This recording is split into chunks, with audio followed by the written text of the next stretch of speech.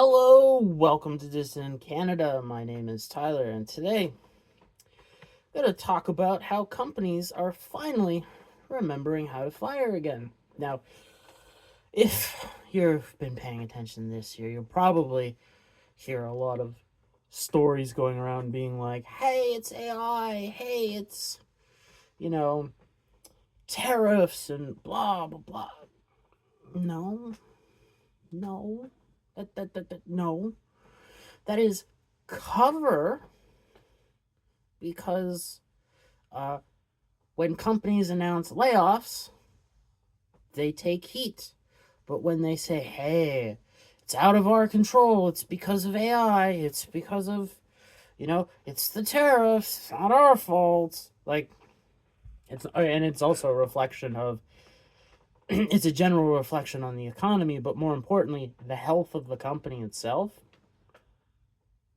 Because if you're saying, hey, we're going to AI, your stock price isn't going to be that badly affected because it's like, oh, this is a cost saving measure and you're going to have, an economic multiplier in the form of AI. Oh man, we should totally invest in this or not sell our stuff. And it's the same thing with tariffs. It's like, oh, you're shifting business around. Oh, your company's not doing too bad. We should hold on to the stock for now. Like that's what's going on. And if you are old enough to remember what happened in the lead up to the GFC, it's the same stuff. Like, especially for auto manufacturing, like if you remember in like the say like 9-10 years lead up to the GFC, where very similar things were happening in the Eurodollar market, which is what really matters. You were hearing, all the big auto manufacturers be like, yeah, we're switching to robotics. It's going to boost activity, and we're laying off, X amount of workers. Too bad for them, but like, oh man, look at our share prices. And then you got into the GFC, and nothing really went well. It's just now, you like everybody, when you look at the economy, it's not just, the average person that is strapped for cash. Like everybody's strapped for cash. Like even especially the AI bros. Again, I mentioned this in my video about AI being a bubble, but when you have like all the biggest companies involved in AI doing a announcing and then re-announcing what is basically the same $100 billion changing hands from one company to the next company to the next in like this infinite circle jerk, as we should call it. Like, uh, your new revolutionary tech does not provide a benefit. Like OpenAI uh, has a ridiculously low rev. It's like maybe 15 billion if I'm remembering correctly. And that 15 billion over the next decade needs to become well over $1 trillion just to meet their current projection that they'll have to spend to buy like the computer hardware. That doesn't include that they'll need to have, probably 20% of that on staffing, if not maybe more. And then you want like another 20% on top of that to be profit. And they're not making that shit anywhere close to it. Like maybe if they get lucky, the bubble doesn't burst next year. All right. And they're able to grow to, $150 billion in revenue. They're still short. Their burn on hardware in a year is going to be more than that. And I talked about it. It's pure brute forcing a chat bot into something that can facilitate AI. Like, can just make the facade there. Again, if you asked AI in-depth questions on a subject you know about, you understand it is a retarded child at the best of times. But anyways, companies are firing, and they're blaming it on other things. And if we take a look at the tariffs, Stellantis is laying off what is it, 3,500, and apparently they're moving those jobs to the United States. It's like, okay, are you currently building a facility for those jobs? Because you don't have, you're basically at capacity now with your current output, so you're not building. Okay, are you exploring building? That's not clear. Okay, even if it is exploring building, all right, it's going to take at least a year, maybe two, maybe three, to build the facilities for these 3,500 workers. So, okay. So your plan is to move these jobs for 3,500 workers from now in Canada. You're going to cut them now, but like you'll hire 3,500 Americans in 3 years. And you're blaming tariffs. What if these jobs were so important to Stellantis and their bottom line, all right, and their production? Okay, just think. That means for 3 years, they're going to be at a deficit of 3,500 workers and whatever they produce for 3 years. All right? So either they're expecting that there's no deal to be made with the tariffs, all right, that Trump doesn't have to change tactics, or, let's be real, the economy is going down the shitter, and they're like, well, frick, we gotta start the cost saving somewhere. Well, Canada's getting us screwed, so we may as well start pulling out of Canada and pretend to move operations to America. Like, the likelihood that those jobs ever come back is like next to zero. Again, you saw this shit happen in 2008 with manufacturing, with robotics. All right, what were we promised? We were promised a whole crap ton of more output with less input. Did it happen? Kind of. Did we get more factories to build more things? No. The economy did a step down, and then it traded sideways for over a decade. Then COVID happened, and we had this false inflation or reinflation of the economy into 22, and then now we're in the process again of taking another step down and probably trading sideways for another decade plus until we hit another massive euro dollar event when we take another step down until the euro dollar system completely breaks down. Whenever that happens, nobody knows. I know Brent Johnson is out there with his dollar milkshake theory. He thinks it's closer than I do. He came up with the theory. I just see you could go through another 2, maybe 4 cycles of the GFC before you get a complete breakdown.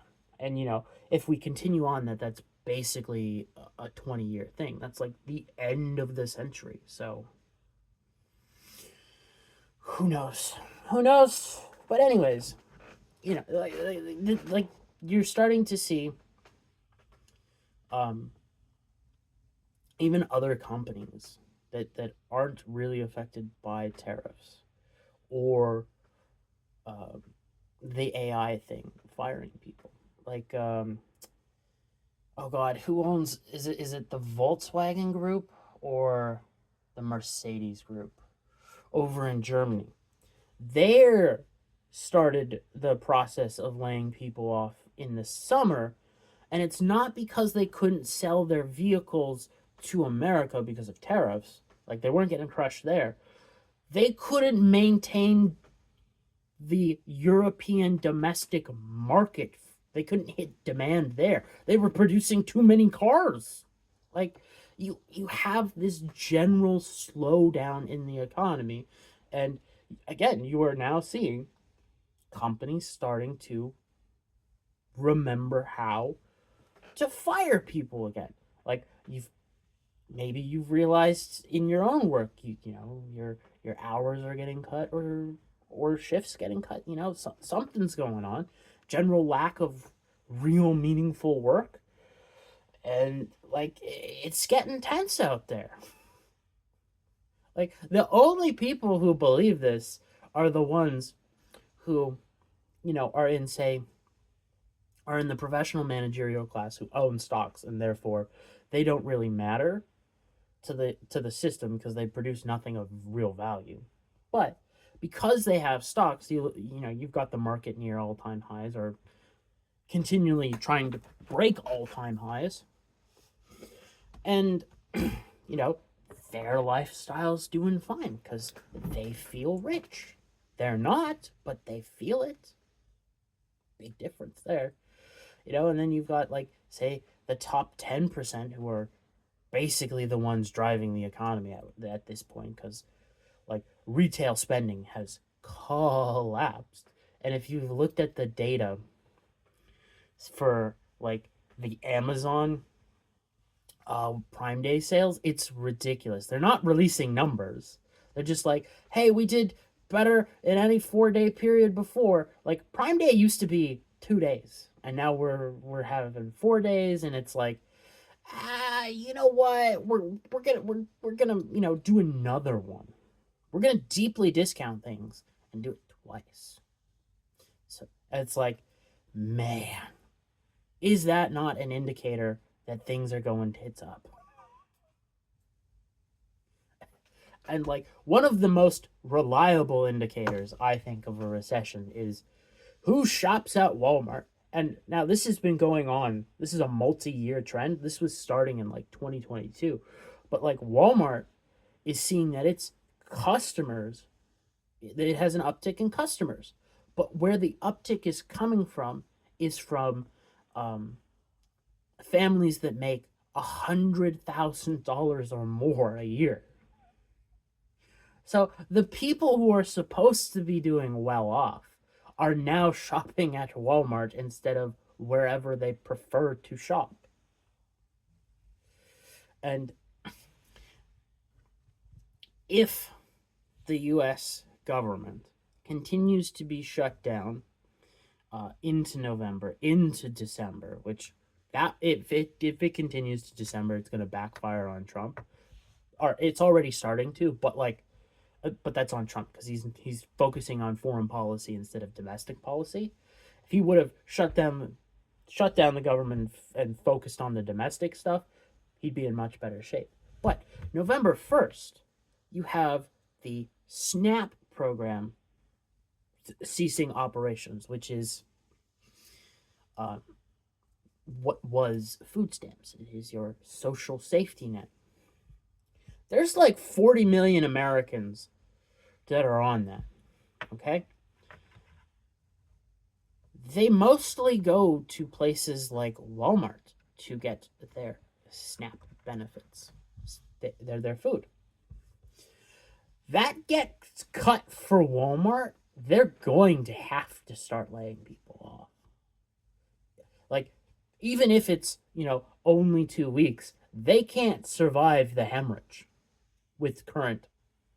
So like you'll start to see Walmart cut, and now, to be fair, SNAP does account for like a lot of Walmart's rev, but if the economy was doing fine, it really would not have it would not matter to them. Like I bet you the Walmart execs are shitting their pants and calling all their lobbying firms and being like, get us our SNAP money. We need the government to remain open. Please, for the love of Jesus. Well, let's be real. They don't worship Jesus. I don't even think they worship the almighty dollar. So Like, it's only really a matter of time, especially here in like where I'm at in Southern Ontario, until construction companies like are completely out of work, because the big thing that's been keeping them up is the fact that the Ontario government has been sinking money. It needed to be done into um, upgrading basically the hospitals and the wider hospital network, and also giving money to post secondary schools and so on and so forth. It started with COVID just to keep construction going, so that wouldn't collapse. It also has benefited infrastructure. It really hasn't helped the hospital situation, but you're slightly less likely in certain hospitals to die of MRSA uh, and other hospital-borne infections if you're in the new places, because they're squeaky clean and are not the same as they were in like the 60s or 70s when they were built. Like, the hospitals are gross as all hell. Like, if you have to go to a hospital, um, definitely before you go, I can't give medical advice, but it would be a great idea for you to be like, how do I boost my immune system so I don't die? It would be a great idea to look into, because they are absolutely filthy. Um, like when you walk into a hospital uh, lobby and it looks like you will get sick from some hospital borne illness just by entering the building, you got some big freaking problems. But anyways, like, once all that starts to slow down, because Ford has cracked down on specifically the hospitals, saying, hey, you need to balance your own budgets, which what that means is you are going to get a lower standard of care, and there's not going to be these upgrades anymore. And you'll probably end up like what happened to my dad. Crazy story. Hospital near us. He was like doing a routine. Uh, I can't remember what it is, and I wouldn't give away his medical information, but it was just like a diagnostic test in which he needed to get like a needle. The needle broke inside of him because it was cheap Chinese crap. I expect to hear more stories of that shit going on in my area, because the hospital problem is they need to lay off the admin staff because they're fucking useless. Like, if you look at charts, specifically here in Ontario, of hospital administrative staff growth versus quality of care, it is an inverse relationship that is damn near close to 1-1. As hospital admin staff goes up by percentage, your quality of care just tanks. Useless fucking people. Could just fire most of them, have a small team, but no, we have to have nurses that are administrative nurses and who don't do nursing things instead of the nursing things, because why would we make any kind of sense, and instead let's let the professional managerial class rule and destroy this country. Anyways, what I'm just saying is, like, construction here in Southern Ontario is on the knife's edge. Like, you're not even seeing a pickup in construction in the United States.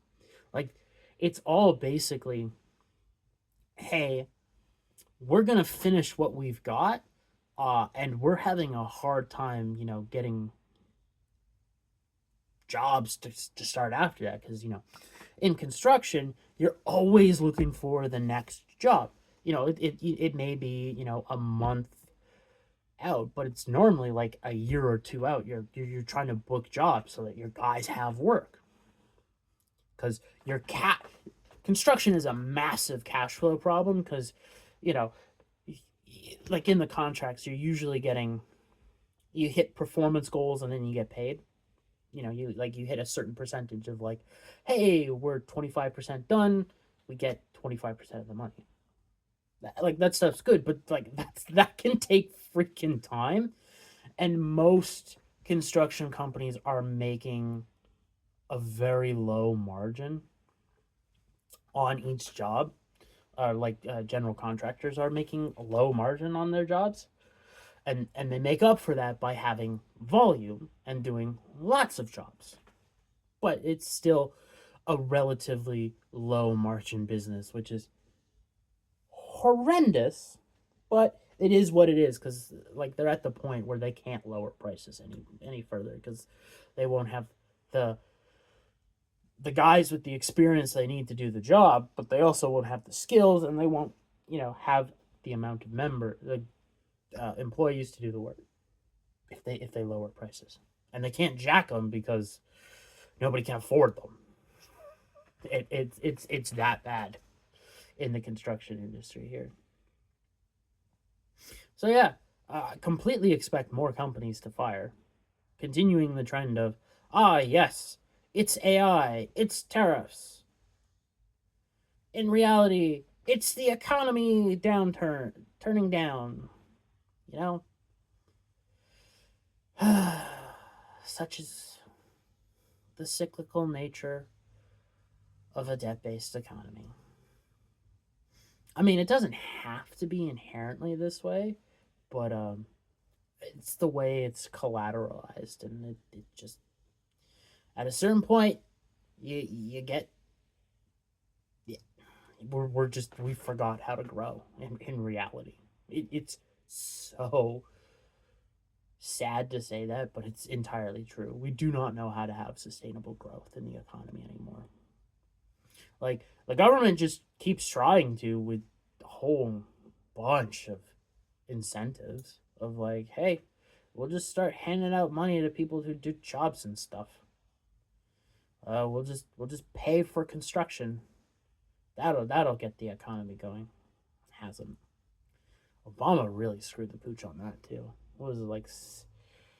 Oh, it was several $billion, or maybe even $1 trillion, for like 6 million shovel-ready jobs that never appeared. To the point where that's really where, in the United States, the BLS, the Bureau of Labor Statistics, went off the rails, covering for Obama's failures. You can read the news reports of it from like 2011, 2012, I believe, where it was like, yes, here it is. Obama's economy really does suck. Like that, they were outright faking numbers at the same levels, if not slightly lower than what happened with the BLS under Biden in the lead up to the 2024 election. They were like revising down monthly numbers from like 3 to 6 months ago, even a year ago, like hundreds of thousands at a time. So like when Trump got in, it was the BLS, by their own things, was like there was, you were almost at negative job growth, and then by the time Trump fired the BLS director or whatever, it was 2024 was negative job growth in reality, which is another reason why you're not seeing those numbers come out right now, because they're really freaking bad. Government shutdown gets to cover your ass for so many things. Anyway, that's the video for today. Hope you have a good day. See you tomorrow with something else.